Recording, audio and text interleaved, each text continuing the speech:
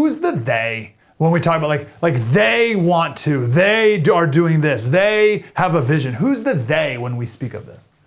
Yeah, well, I think there's a kind of a multi-tiered structure for some of this. I think at the very top, there's some of like the true believers, if you will, and then there's other people kind of down the spectrum that are doing it for the money. When you get into that topic, when you talk about renewable energy and that type of thing.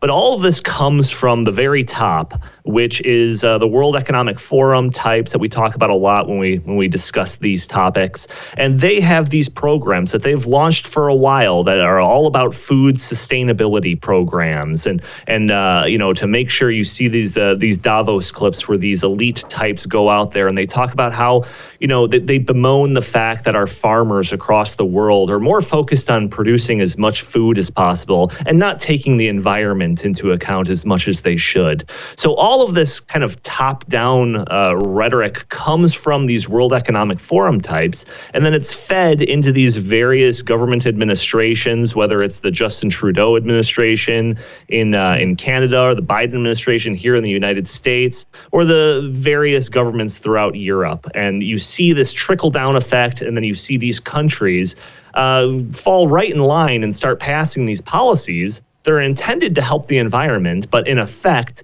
destroy our food chain. Hey, Slater Crusaders, there is no doubt that the globalists are coming after your food. There's two ways that people can control you. It's to control energy and it's to control food.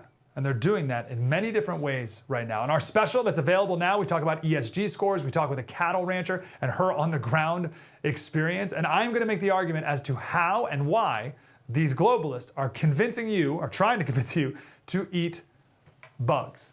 Oh, Slater, I would never do that. I would never. They're going to convince you, and then they're going to force you. That's on our special. Available now on The First TV, thefirsttv.com.